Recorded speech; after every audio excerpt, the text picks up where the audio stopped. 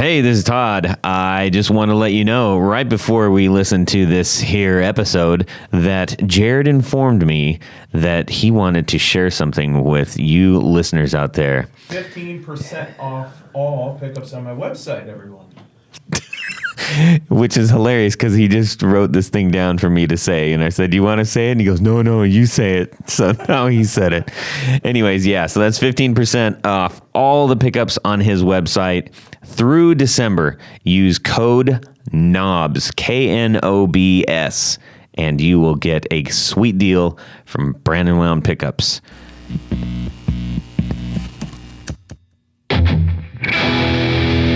Hey, welcome to Guitar Knobs, the guitars, gear, noise, and nonsense podcast, hosted today by these knobs. Tony Dudzik, Pick Guardian. Jared Brandon Wound Pickups. Hey, it's me, Todd Novak. We are super thrilled that you are listening to the Guitar Knobs podcast.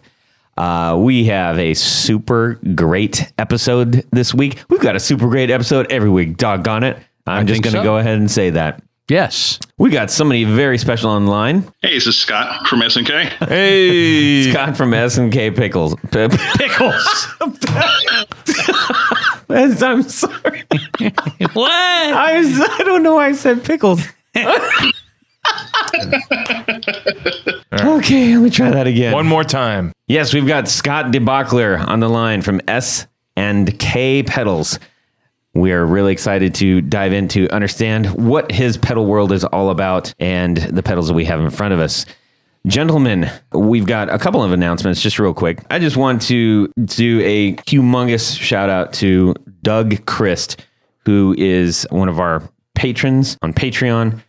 He posted something that absolutely made my day. I'm not going to read it verbatim because I think that'll be a little bit self-gratifying, although I read it about 20 times and I shared it with many people because it meant a lot to me. That is to say, everybody out there who is doing that, we really, truly appreciate it. And I'll give you the general gist of what it was about. But it was about inspiration, and it was about following through with your inspirations and things that you're interested in. And I encourage those who are thinking about experimenting in the pedal world or the guitar world, or just learning more, diving in deeper, like, man, do it. Every single person that we have on the show seems to say something along the same lines of, like, I really had no idea what I was doing, but I really wanted to do it, and then I just did it, and now I'm here. And thank you so much to Doug for sending that note, and everybody else who sends stuff. It's really, truly appreciated. Yes. Also, Thanks, Doug. Make sure that you're checking us out. I was also informed Spotify is showing more episodes now, which is great. We love it. Yes, that's excellent. And if you are looking on iTunes or Spotify and you're like, hey, there's only like 20 episodes on here, you have to go to our website. But we don't charge you for that. You can get them all. Every episode that we have is on our website. Even the first one. To them there. Even the first one, but just honestly, don't go back that far. First is the worst. First is the worst. Yeah, it's a little rough. I'm just saying. So anyways, make sure you dig into that. And also, we had John Anglin who was asking, hey, what happened to the merch on the website? I took that down because it was kind of a hassle keeping track of inventory and blah, blah, blah. And so if you want a shirt, you got to email me direct, or better yet, become a patron on Patreon. Then you'll just get it. And yeah, then you get all the other stuff too. So anyways, any other announcements, gentlemen? No, not for me. Tony, welcome back. You were missed. Yes, thanks. It's good to be back. Between vacations and some family things, had to skip a couple of episodes, but I did listen, I think, to... did you post two of the ones that I wasn't on? Like three. Yeah. So I lost count. It's been a little rough. And then we just recorded one where you had to go out again. So yes. Anyways. But yeah, so it's good to be back. I feel the seat feels comfortable. The mic feels comfortable. The headphones still fit. So excellent. We're good. Good. All right. Gentlemen, let's get into what's going on in our music world this week. Let's hear from Scott first. Well, most recent thing, I picked up a neck from EGC and put it on my PVT60. Ooh. That's been a lot of fun.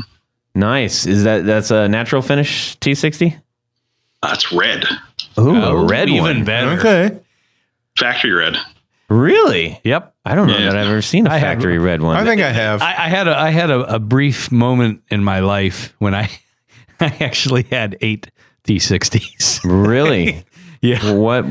They were so cheap. They were just cheap. They're great guitars. They're still made in the USA too, aren't they? Totally. Yeah. Yeah. They were, Chip Todd.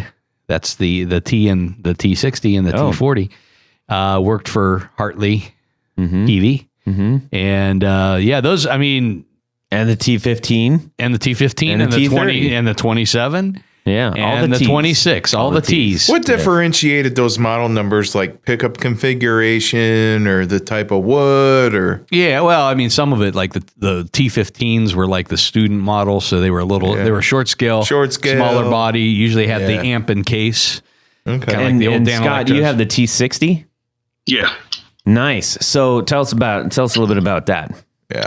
Well, I had it for a while and didn't really like the neck because the neck's so small on it. And By small, you was- mean Skinny, wide, thin. thin. I have very big hands, and I'm used to like a Les Paul. Gotcha. And it was there was no fretboard on it. Like someone just fretted the neck. A cheese grater. Yeah. So I had been eyeballing the necks from EGC for a while, and I actually sent a message to Kevin, and I was like, "Hey, just a chance. Do you think you'd want to do a partial trade?" So, nice. because I know he collects pedals, so he has one of my pedals now, and he knocked a little bit off the price of my my neck for me. That's great. Cool. What did you go with the PV style headstock on it, or? No, he only does his own. Oh, okay. Yeah, so it's the 3x3 with the open in the middle. Cool. Interesting. So it's factory. Is that a white pick guard on it? No, black. Black pick guard. Why? I've never seen this. Yeah. And I'm familiar with those.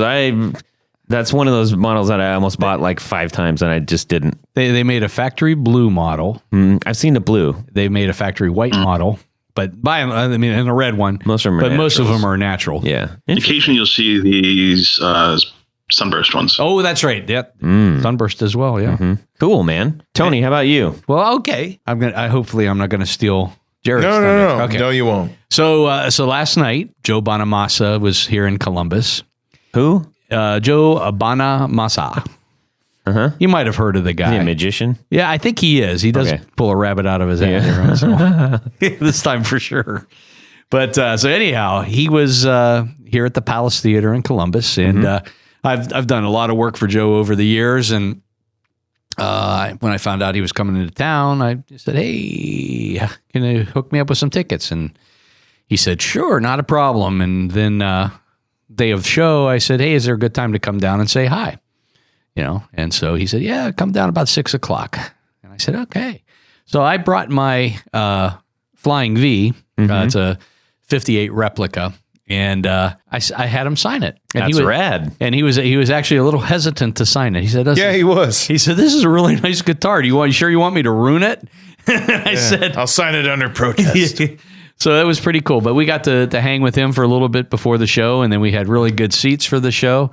So JB, if you're listening, thanks again. We had a great time, and we'll see you on the next time through.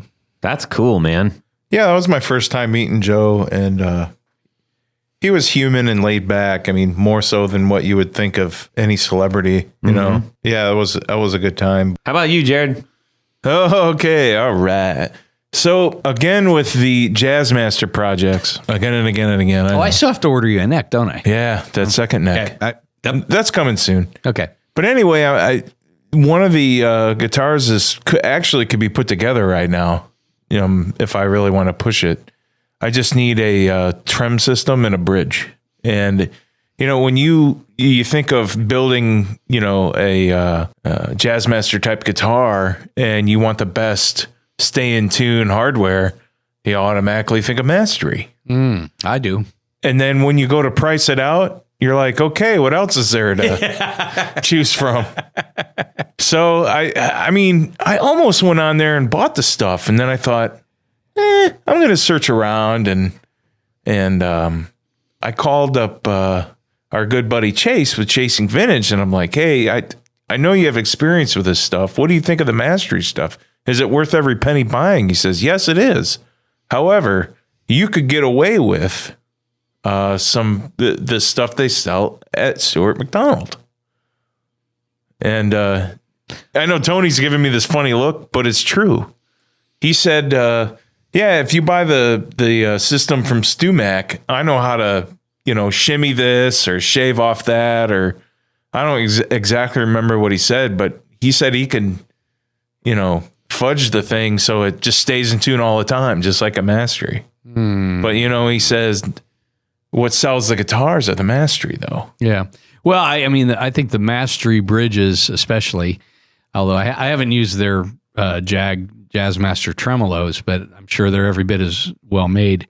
It's just from a metalworking standpoint, it's a beautiful piece of machinery. Yeah. And they do work. I've got Masteries on a couple.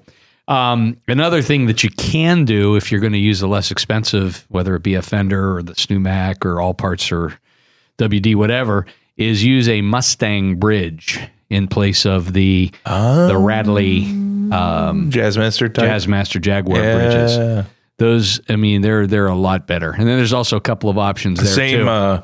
Same spacing and stuff. Yeah, right, totally perfect. There's a company in the UK called Staytrum that makes a really good Mustang style bridge for those types of things. So, But at the end of the day, Mastery's I'd still, even if you just went with the Mastery bridge, I think you'd be happier, and then you could use just about any trem.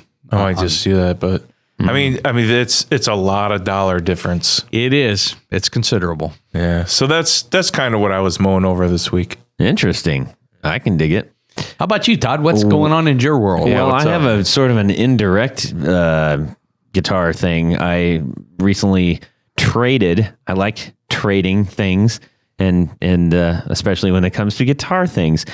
I wasn't expecting this trade, but there was a fellow that said, hey, I'm really interested in I had a 212 cabinet. It was really nice cabinet, a twin vintage 30s, Celestion vintage 30s in it. It was made by Carvin, and he traded me some tattoo work. And I really was hoping to get the money because I needed everybody needs more guitar money. And if you have adult responsibilities, like being an adult and having kids and stuff, it's like, I don't know. Most of us probably have our own stash that's just recycling that money, not necessarily getting new money. Hobbies are expensive. So anyways, he traded me out, and that was Biggs Tattoos. And so massive shout out to Biggs.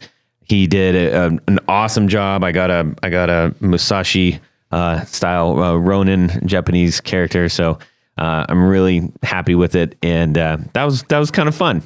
Cool trade. It hurts, It's not my first one by any stretch, but it's every time you're still like, why am I doing this right now? This hurts. Yeah, they say the more it hurts, the more it works. Yeah, I guess so. Anyways, so that's what happened in my week. Anyhow, so I think we need to get into some 1, 2, 1, 2, 3, 4 on the floor. Okay, Scott, give us your 4 on the floor. All right, number 1 is going to be the EAE sending delay. I heard a lot about this from John because I work with John a lot, all through the process. John Snyder. Oh, everybody drink. There he is. In fairness, I told him last night, I said, just so you know, if you haven't caught the last couple episodes, because I know you're a busy guy, we've now turned your name into a drinking game. He thought that was pretty funny. All right. You're our first official drinking game, Snyder. Oh boy. Okay. So continue. Have you guys had a chance to get your hands on that pedal yet or no? No. You should. Well, you really should. We will try. He spent a lot of time on it. And I talked to him a lot while he was building it, and it's just the delay that's going to stay on my board for the foreseeable future. That's awesome.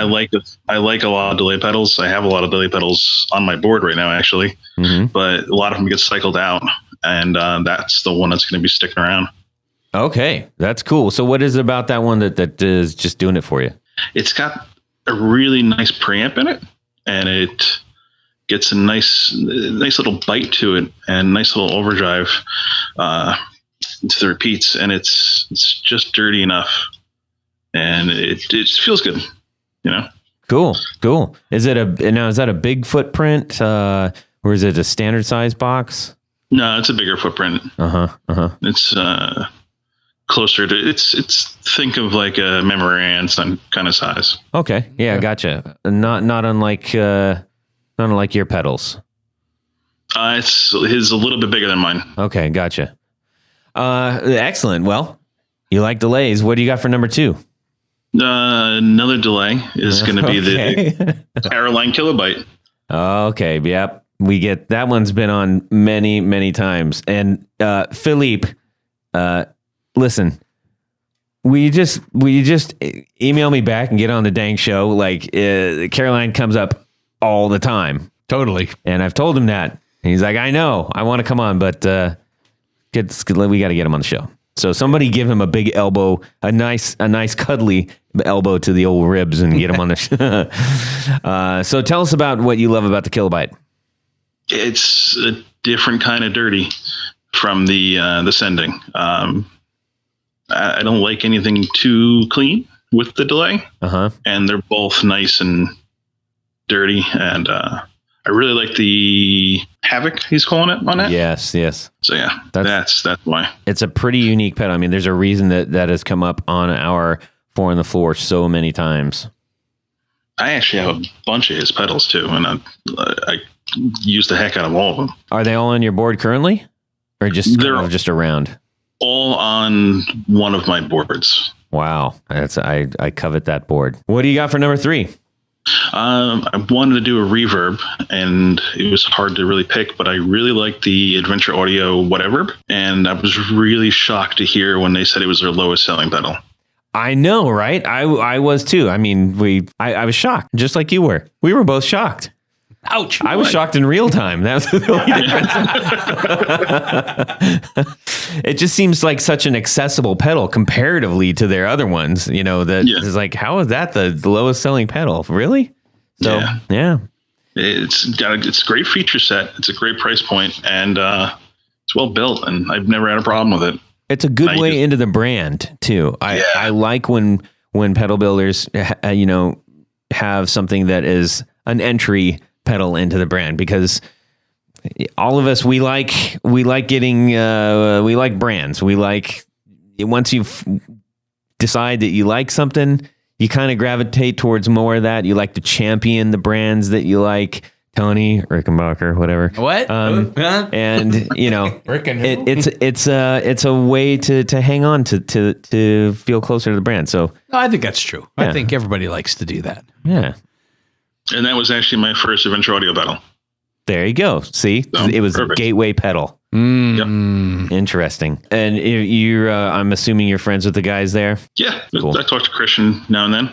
Good. Okay, Scott, what do you got for number 4? The Nerd Knuckle Effects Lip Splitter. Excellent. Nerd Knuckle Effects Lip Splitter. Hey, Brad. Let's all just say hello to Brad really quick. Hello, Brad. Nerd Knuckle. I'm a fan of the Nerd Knuckle. I have the Benefuzz on my board right now. Which one? The Benefuzz. Oh, that one. Yes, it's a nice little pedal. So tell us about the Lip Splitter, my man. It's really a utility pedal, but I have a series of amps set up ready to play at all times. It's right now, and I like to be able to run more than one at a time, and it's perfect. Nice. So that is it's a router. It's a yes. Okay. So is it buffer router, ground lift, phase inverter? So it's a mighty handy utility. Yes. Is it technically an ABY? I had him build it for me as just a 2-switch, A on off and B on off. So it's not what he typically builds, but normally it's an ABY. Mm-hmm. And that's another one of the etched pedals, right? I think all of his pedals are etched, correct? Yes, he etches them. Yeah. I actually have him etch some stuff for me. Yes, we're looking at one right now. We'll get into that in just a second. So yeah, Brad makes some really great stuff. I hope that he starts making that he gets some more some new pedals out. I know that he's got quality stuff, so it'd be great to see more of him out there. Cool, man. That's a solid little 4 on the floor. Be sure to go to our website to check out what this will actually look like after the episode. You can click on the links. You can get the information on this and all of the other 4 on the floors. We have many, many, many. So if you like a particular builder and want to kind of find out what has tickled their toenails as far as pedals go, that is the best way to do it. I can say that. That's the best way on the internet to actually find out which pedals they like the most. I'm just saying that. I said toenails. Okay, so Scot DeBockler from S&K Pedals, not SN as in Nancy K, but S&K Pedals. A-N-D. Like an ampersand. And like an ampersand. That's right. Well, it is. Yes. Well, I use both just because of the spelling of the web address. Aha. I knew I wasn't crazy because I'm looking at one that says S&K, but I had to do this, or I had to put some stuff in earlier, and I was like, wait a minute. It's S&K. So either or, you will find them on the pedals, but the actual web address is SN as in Nancy, Kpedals.com, right? Yes. Gotcha. Okay, so you came on our radar via Drew from Fopstar Amps, also guitar tech to many bands, including the Smashing Pumpkins and the Deftones, Fleetwood Mac, and many, many others. What's up, Drew? Yes, Drew. We're hoping to have him on the show sometime in the beginning of the year. He was he's got a lot of information that we want to talk to him about. But anyways, on his 4 on the floor, he mentioned your pedals. So we said, well, we got to dig into that. I believe it was the VHD actually. So again, if you want to go find out what his 4 on the floor were, go to the website and you can check it out and see what he says about these pedals right here. So we got a hold of you and now you're here and we've had some good chats offline. It's been pretty cool. You sent us a couple pedals. You sent us the VHD and the CMO. I'm just calling it the CMO for short. You want to give us the full title of that? CMO Sludge. CMO Sludge. Now, when I read that, I was like, CMO Sludge. And then I plugged it in. Now, I'm not really sure where the sludge part comes from because to me, I felt like this was one of the clearest and most responsive drives / preamps that I've ever played. Thank you. It was really kind of anything but sludgy to me. Tony, you played it too? Yeah. I actually had to turn the highs down a little bit because it can be bright. I guess it depends on guitar and everything else, but that one in particular was really interactive. Yeah, it was super responsive, and it had I like to, when Tony and I are talking about pedals and stuff, I'll use the term like it pushes air. I've got several drive pedals that kind of sing like, that sound like, when somebody's doing vocals or singing, you can tell when they're singing out of their diaphragm or their chest. It just sounds much bigger and you can feel it as opposed to like singing up in the nose or the head. And some drive pedals that I have, I don't feel anything out of it. I can hear it, but I plugged yours in, the CMO, and I was pleasantly surprised. I really, really liked this pedal quite a bit. Thank you. Yes, and it played well with other pedals, which was great. Yeah, I put it through the ringer, and I played it through my Jazz Caster. I played that, and that's got a Telecaster bridge that I was using. I did it through the P90s, both of which are Jared's, and Brandon Wound pickups. And I played it through my Viking Hagstrom. That's basically the 3 guitars that I use in my band. And I was like, holy cow, this drive actually works really well with all 3 pedals. And not a lot of drives I have do that. So what's with the sludge? Or not all 3 guitars, not 3 pedals. Yeah, so tell us sludge. What's up with that? Well, that pedal is modeled directly after the preamp of a Sun Beta Lead. And that amp was very popular with sludge bands. For those who don't know, what is a sludge band? You think of like the Melvins. Basically, I was kind of going after the Melvin sound, honestly. Well, the Sun People are screaming at them right now. the Sun preamps were that seems to be a popular platform for a lot of things. Why is that? I think John did his. Drink, everybody, drink. There it is. Hey, Did his Sun preamp, but that was based off of a tube amp, and this is directly off of a solid state amp. So I pretty much follow the entire preamp of that amp. Well, one of the two channels, because it has two identical channels that could be run in parallel or AB. But this is just one of those. I see. It seems as though like it's kind of like the Sun or the Echoplex seem to dominate all sort of, I guess, preamp modeling or influences. I'm pretty sure, I could be wrong, but I'm almost certain that the Nerd Knuckle pedal that I mentioned is also modeled after a Sun amp. I'm not sure exactly which one. The front of it, the logo he has on it, is mimicking the Sun logo, and I think if I recall the story that was the case. So, but they don't sound anything alike. We're not even remotely. No. Yeah. This is a rock box, people. If you are looking for something that plays really straight ahead, I would say maybe non-colored. Tony, would you say it's not colored? Like, yeah, I mean, just straight drive. It's power. It's very amp-like. Yeah. I mean, that's the beauty of it, I think, too. Is I think you can get without coloring, I guess would be the term. Yeah, if we're thinking about like a tube scream or something, that feels colored to me. Yeah, because it has its circuitry kind of adds something to the sound. Yeah. Whereas this, I think it's just it seems to really just take a guitar signal. Like I ran mine into one of the Vox AC-15 hand wireds, which is kind of my test one because I set that for clean, and then I know what that sounds like. And then when I would have liked to have heard that live because that amp is loud. Yeah. And my poor dog his ears were like shaking. Yeah. So, okay, I guess I better turn this down. But no, I just really enjoyed. I enjoyed both of these pedals. But this one is just, I think, I could see where you could use this with really in any setting, even, whether it's country or rock and roll or anything else in between. Excellent stuff. It's cool. And then the other one we have in front of us is the VHD. What is the story behind that? Well, that was before the precursor to what I ended up doing with the CMO sludge, but that was the distortion channel out of the Ampeg VH140C, which was a solid state amp that they made in the 90s and was very popular with various hardcore metal, death metal bands. They don't make the amp anymore.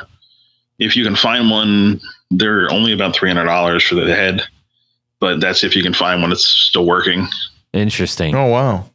And I've sold a decent amount of those pedals to guys in Australia because they want that death metal sound, but they just cannot get the heads in Australia because they're not going to pay to ship a head. They'll pay more in shipping than they will the head. Exactly. It's a handsome pedal too. Like, honest, it's just really, really straightforward. It's all black, and it's super solid. When I gave these to Tony, I said, Tony, all right, one is going to sound like unapologetic, straight up rock and roll. That's the CMO, and the other one is going to sound very unapologetically pure distortion. Like if you turned everything to nothing, it would still be distortion. Yes. That said, it doesn't sound ridiculous. It sounds like a really quality. I think it's got a lot of dynamics to it. Oh, totally. The thing I really liked about it was the what you call your ultra mids. That mid. You've got that one nailed down to a T because you can dial in any. I turn the mids all the way down, and I thought it was Tom Schulz for a second there, playing all my Boston riffs. It sounded great, and then when you crank the mids, I mean, it's total Marshall land. So I really Marshall. That's right. But I really enjoyed both of these pedals, and that's kind of a rarity because usually I have issues with at least one pedal. But cool. Yeah, I'm glad you sent these to us because these are really fun to play around with. Thank you. I'm very flattered. The distortion pedal, I played that. I kind of left that one at home and put the CMO on my board and brought it into band practice because I'm sure a lot of listeners out there have run into this. And if you're the guitar player, maybe even the only guitar player in the band, and everybody else is standing around waiting at practice while you're like, well, and hang on, I just got to adjust a few things, because when you were playing at home and you got it all dialed in, you're like, yes, sounds awesome. And then you go into practice and you're like, I can't hear anything. Or, because typically you have your bump your bass up and then, it gets drowned out by the bass player or the kick drum, and your highs all the stuff gets whacked out. So I was very pleasantly surprised when I was able to play it at home. It sounded amazing. I took it to practice. I plugged it in, and the rest of the band was like, whoa, nice. What is that? Yeah, it rocked. And really quality builds on these two, for sure. Thank you. Scott, how did you fall into the pedal making thing here? Well, when I was in high school, and college, I was working at a local music store called Lou Rose Music. And for a couple of years, I was just kind of working the counter. And it was mostly one of those music stores that they did lessons and sold student model guitars and everything. Best part of that shop was they had an excellent repair shop in the back that was run by Dennis Kager, who was the service manager for Ampegs for Ampeg back in the 60s. He did work for Yamaha. He did work for Reverend. He was the one that did Sundown Amps, which was distributed by Hoshino for a while. Huh. I haven't heard of Sundown Amps. Tony? Sounds familiar, but I don't think I've ever played one. Okay. Yeah, they were built in New Jersey and, like I said, distributed by Hoshino, and they just were not marketed properly. But really cool, solid amps. I have one here because I kind of felt obligated to have one because I do use it and I do love it, but I couldn't not have one. Sure, I get you. We all have friends like that. We're like, all right, I'll buy that from you. I don't need it. Right.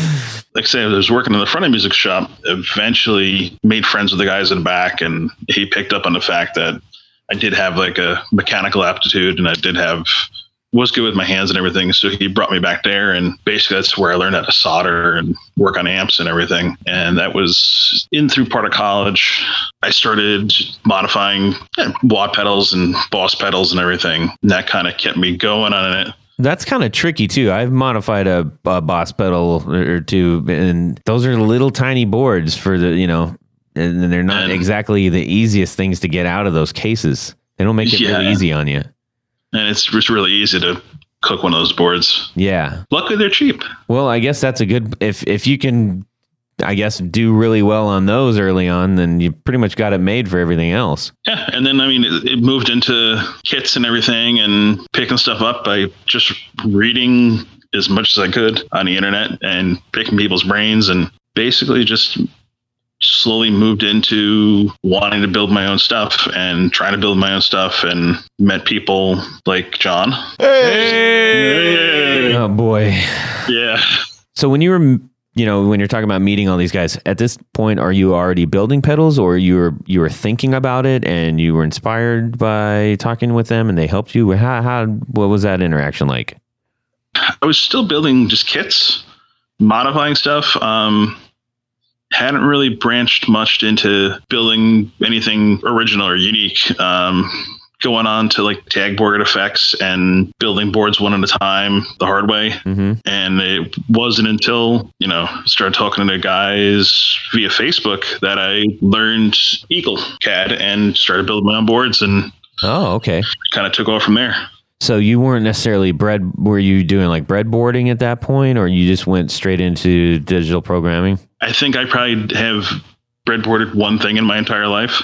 So I kind of skipped that. Well, yeah, I mean, not everybody does that, but it's kind of curious. Some people really love the breadboard process. I know, we've got a couple ex folks that have been on here. Yellow Cake likes to show his breadboards a lot, and I know some people just flat out don't do that at all. So yeah, just curious. I just never had the patience for it, and it's almost an art on itself that I couldn't hang on to. I couldn't get into. I had been doing, or I still do, CAD work for my day job, so getting an Eagle CAD was pretty easy. Ah, okay. You went with the path of potentially least resistance there, which is, hey, that's more resistance isn't always good. That's a little technical joke for everybody, I guess. Ha ha ha. But capacitance is. Capacitance is, yes.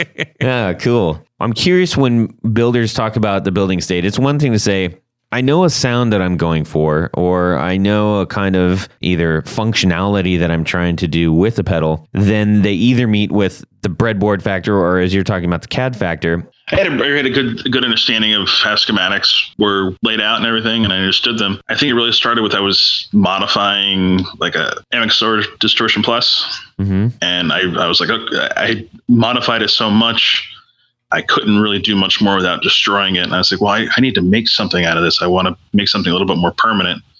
And that was like the reason for me to go in and learn Eagle. So I did that one project, and my second project was actually the VHD. Interesting.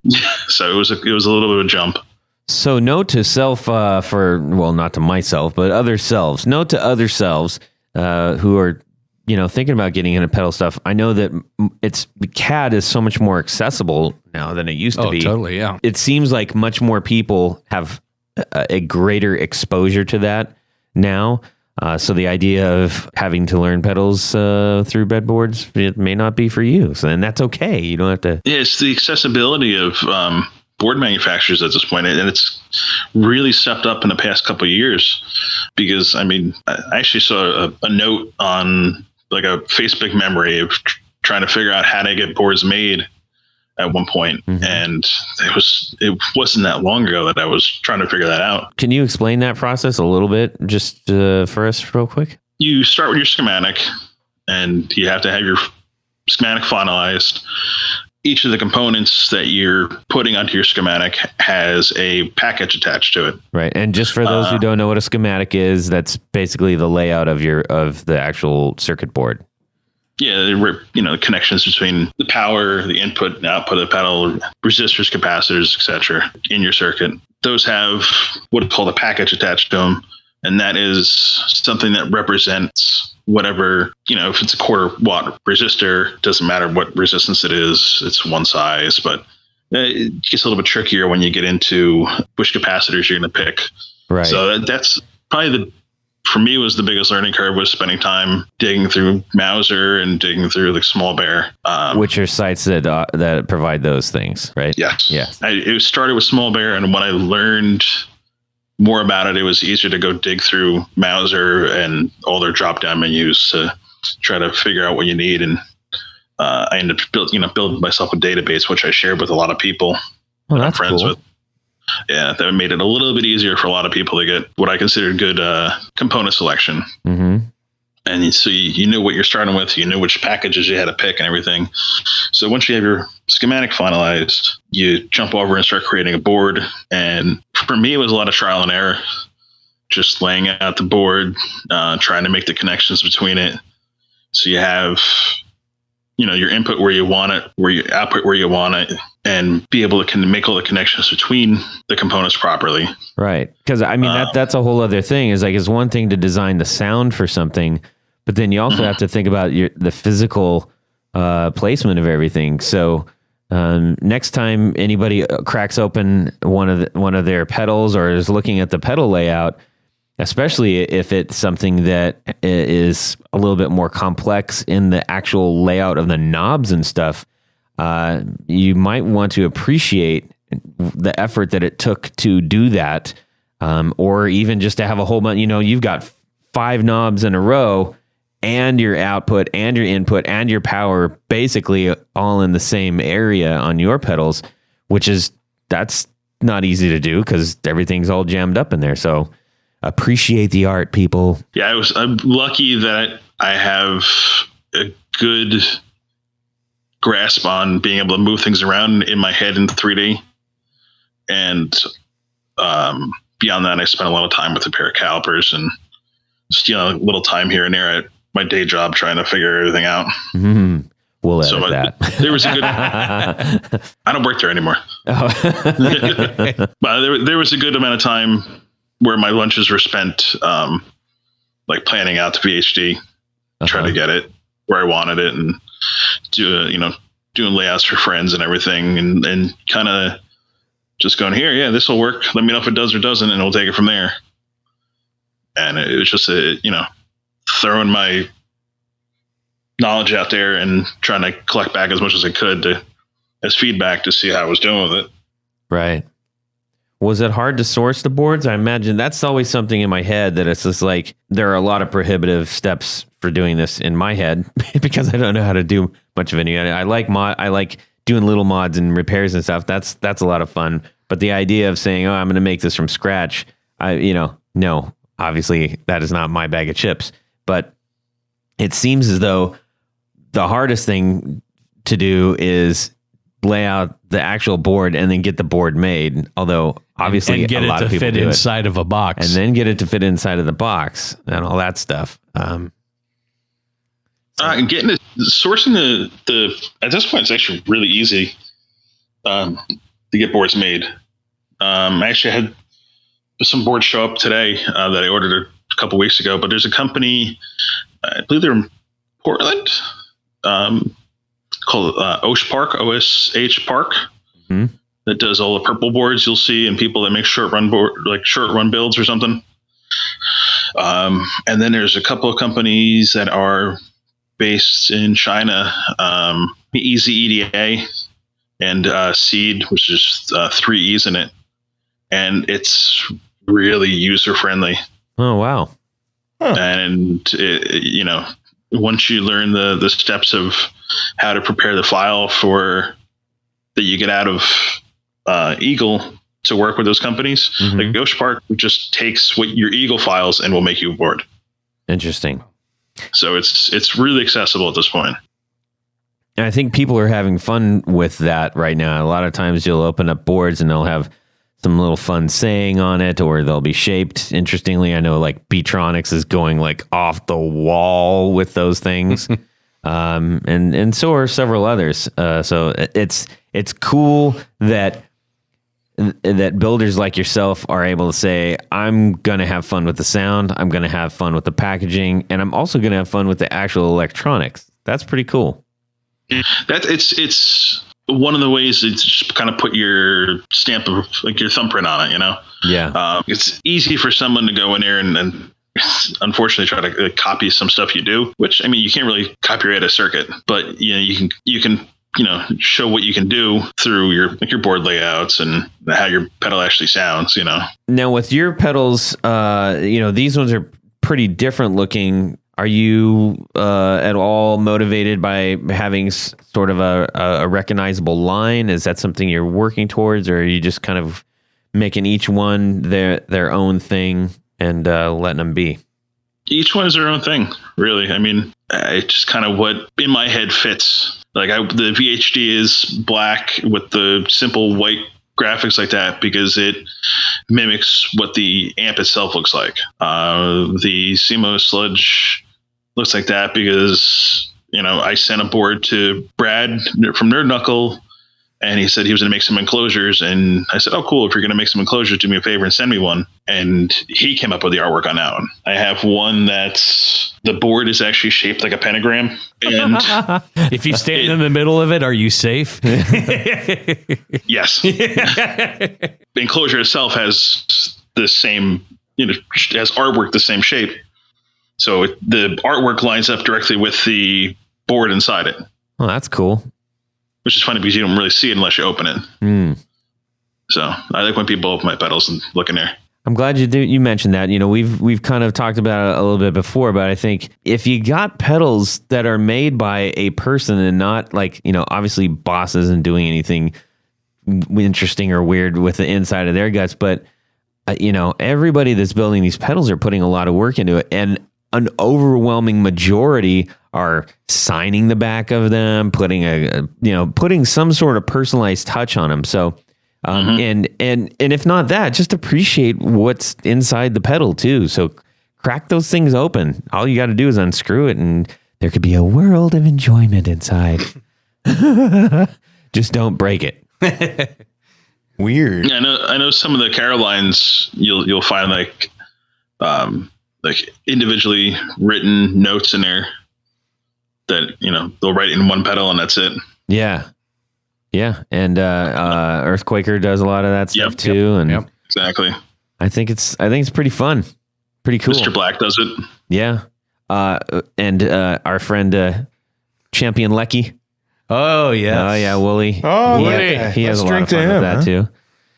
So anyways, so where are you going from here? I know you got a handful of pedals. We didn't mention all of them, but I'm assuming with each pedal that you put out, you're getting a little bit more reach, you're getting more notoriety, you're growing your audience. Where are your plans to go from here? Right now, I'm working on actually converting the VHD to a surface mount board, just so I can basically keep up with the band at this point. Because stuffing, I think it's 34 resistors and 36 capacitors, I think. Wow. It gets a little tiring, especially with my schedule. Yeah. So I want to get them in as many hands as I can.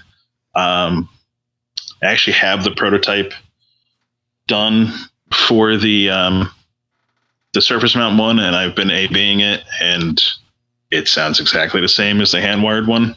That's great. It's still going to be hand assembled, and I'll be doing it here once I get the boards in here. Right. But it's the same circuit. Scott, you mentioned with your schedule, I just want to bring up a fact. This is something that we talked about early on when we connected and started a conversation online. You mentioned that you were, you're a single parent and you're working, and then you are building these things till your eyes, till you can't see. Would you mind talking about that at all? No, it's totally. I'll definitely talk about that. I work as an engineer for a machine shop where we're machining aircraft parts, like a lot of government stuff, helicopter parts, stuff like that. Before that, I was working similar job, but for a ceramics company, where I was programming CNCs and ordering tools and everything, but it was a lot of medical stuff, making parts for ocular implants and pacemakers and everything like that. Wow. So to relax, I build pedals. Yeah, but the relaxing part, that's interesting because I think that there is it's worth mentioning. You don't build pedals as your day job, and you don't have a crew of people building these pedals. And anybody that's raising a kid, especially if you're a single parent doing that, like, man, that's hard. Yeah, thanks. It's S&K originally had a different meaning, but now it means Scott and his kid. Gotcha. Noted. So, and she's very happy to be involved in it. That's cool. Very cool. Yeah. So if you get a hold of these, then like, hey, this wasn't one of a million pedals made by a whole bunch of people. This is like Scott working his hands to the bone, super late at night on top of everything else he's doing, and you don't have to do this. You're clearly doing it because you love doing it. Absolutely. That's cool. I mean, I was able to connect with Kurt Ballou from God City Studios, and he plays guitar in a band called Converge, and over some pedals, and we ended up striking up a friendship and ended up talking, well beyond the transaction of a pedal. And he brought me in on a project to build a pedal for the band. And what was originally going to be a 100-piece order turned into a 200-piece order. Wow. Yeah. So I built, and that was it. I built 200 for him, and that's the end of it. We're never going to build them again. That's a lot of late nights, man. Yeah. Wow. But the nice thing with that is that turned into a nice little payday for me that at this point, instead of going towards gear or anything, that's what pays for my kids' daycare. That's awesome. So that's awesome. Well, much respect to those who are handling that kind of a situation, much like yourself. It's a hard thing, like I said, with that kind of responsibility. But I can only imagine in the single situations, it's even harder. So I appreciate that you are carrying out your passion and your sort of life's enjoyment work, and that it's being passed over to the rest of us who get to play this stuff. It's really great. Yeah, it's just really, really validating when I hear somebody gets it and enjoys it and can get use out of it. I like the form of it all, but I really like that there's some function to it. Well, as an engineer at heart, it's got to be able to, be cool to do something fun with all of your smarts that isn't ocular implants or helicopter parts. Cool, man. Well, thank you so much for sharing your story, and especially that last part. I know that that's highly personal, but I hopefully the people that are listening can either relate to it or at least just give you a little nod, like right on, man. We're gonna go into our next little segment here. All right. It is time for Would You Rather. That was a good one. Thank you. This week's Would You Rather. Would you rather have a 1950s reissue Gibson Flying V Carina? In the 1950s come with the PAFs and the nice big gold triangle-y thingy, the tailpiece, and the larger Gibson logo on the headstock, and the molded plastic one. Yeah, it looks like the 50s. This is a reissue. The reissue. Yeah. You can't afford a real one. No, I can't. Yeah, as a matter of fact, we saw an original, the famous Amos 50s Flying V. Yes, at the Joe Bonamassa's. Yeah, I got to play it. which was crazy. Wow. I said no thanks. I didn't want it to be in my hands. I would say probably no. I would play it. I didn't. You got to. How many chances in this life are you going to have to actually touch one of those? Next year when it comes again? We won't have that. We may not. Okay, back to the thing. Come on. So the 50s reissue, it's a great guitar.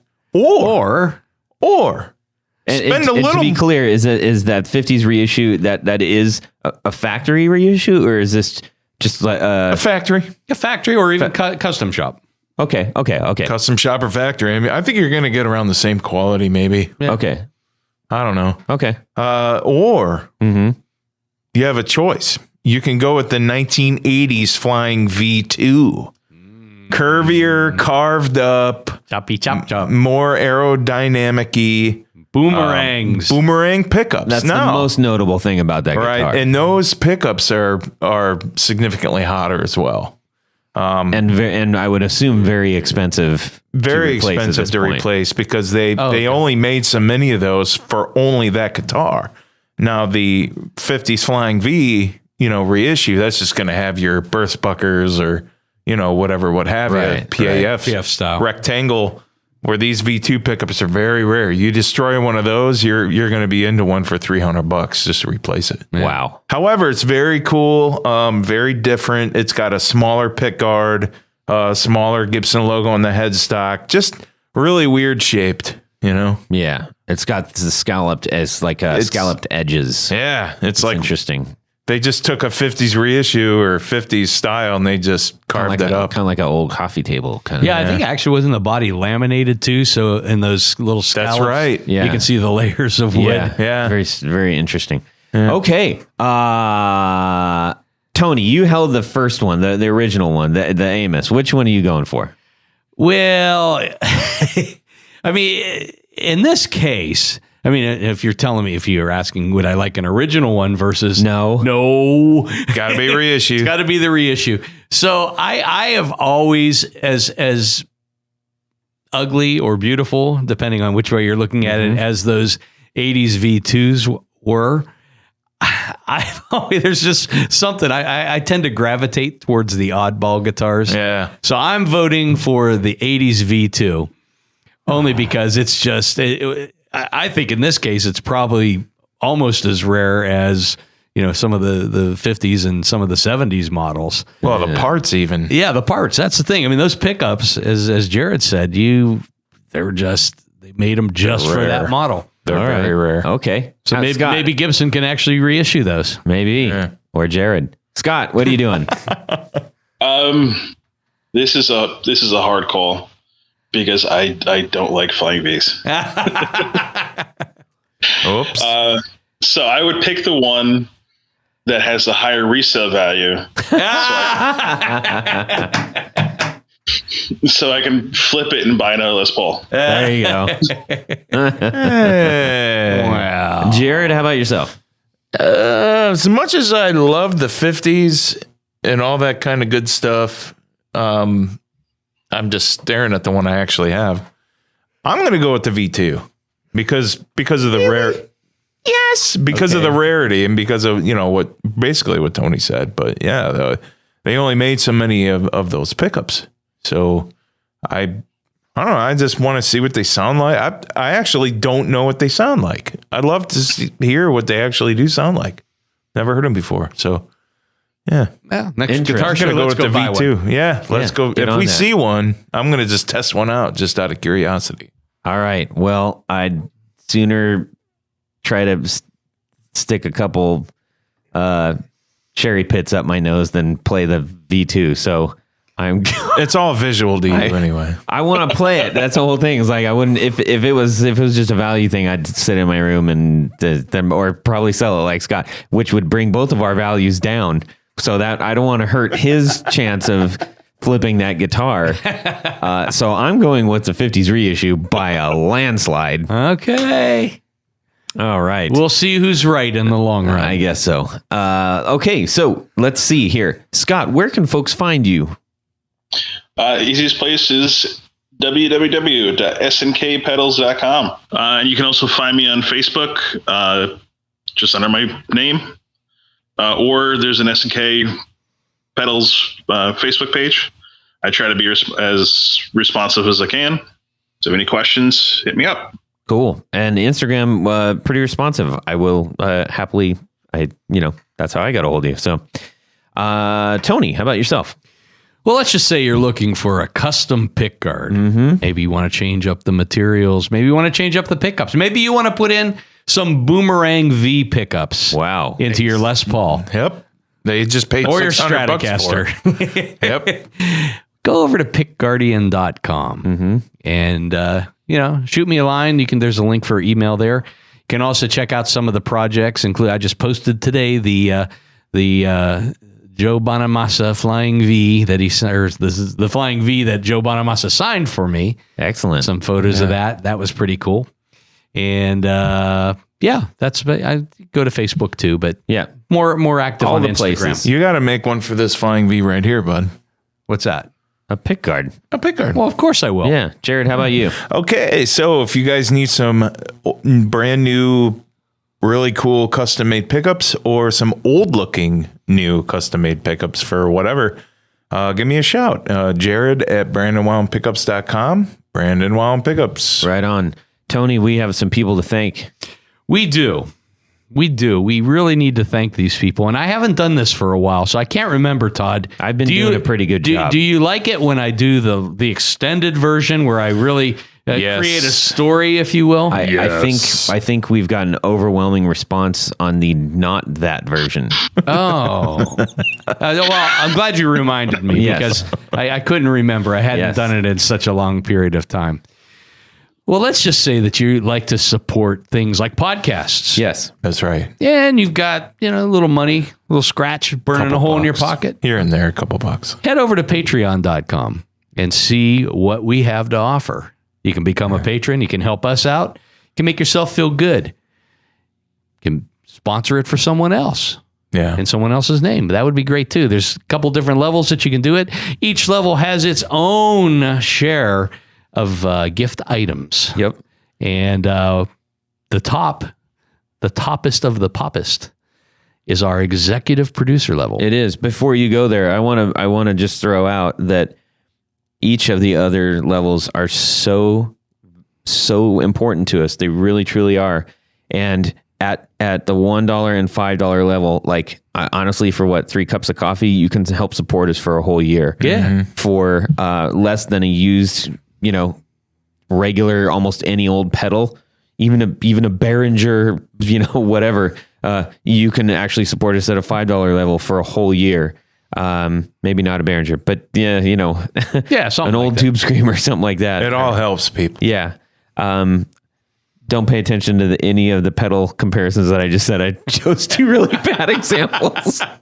But the point is, it just helps us out so much. So thank you. And it does. It really does. And we were talking a little bit about the executive producer level Where you get that T-shirt. and a whole bunch of other prizes. But most of all, What is the biggest thing? you get your name read on the thing. And that's what I'm going to do right now. Do it to it. Okay, let's start from our original patron, Yes, sir. Mr. Tom Barazin. My man. Martin Cliff, David Wolfson, Matt Brammer, Carlos Mancha, Pete Marshall, Robin Smith, John Daly, Oliver Gonzalez, Sean S. Chris Kearney, John Anglin, Robert Marfleet, Darren Gregory, Gary Goodman, and Son Beckett. Woohoo! Zach J. Wright, Doug Christ, Michael Van Zant, Brad Partridge, Doug Gann, Corey Nigro, and Ken Sayers. We love you all. Yes, sir. Thank you so much. We really do appreciate it. These Thank are people that we say every week, and we can say them pretty much by heart now, and it means a lot. So thank you. Everybody, we so much appreciate you hanging out for the ride here. Scott, thank you so much for joining us. Thank you for having me. Yeah, it was great talking with you. Make sure everybody you go check out his pedals. Check out some good reviews on them and some demos and stuff. They're really excellent pedals. So we'll be looking for new things on the horizon from you. And in the meantime, everybody have a great guitar week and subscribe. Yeah. Good to have you back, Tony Baloney. Well, that's it for these knobs. Please visit our Patreon page at patreon.com/theguitarknobs. Visit our website at theguitarknobs.com for all of our past episodes, 4 on the Floor blog, and other good stuff. You can connect with us on social too at our Facebook page and share your gear and stories on our Facebook group. Also, be sure to check out our Instagram at Guitar Knobs. Catch you next time.